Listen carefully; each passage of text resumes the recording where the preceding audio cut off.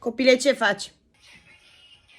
TikTok, ce s-a întâmplat? Vezi cum arată în jurul tău? Nu, e chiar curat, la ce te referi? La baloane, copile, ești chiar chior? Crezi că le ținem până la Crăciun? Nu, dar le ținem până se dezumflă, că sunt așa drăguțe.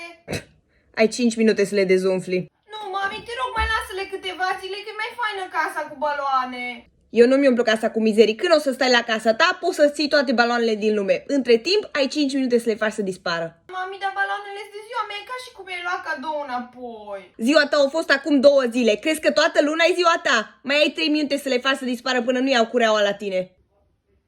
Bine. Ce faci?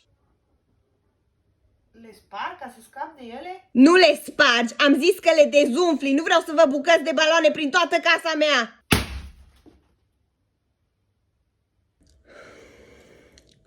Cureaua sau lingura?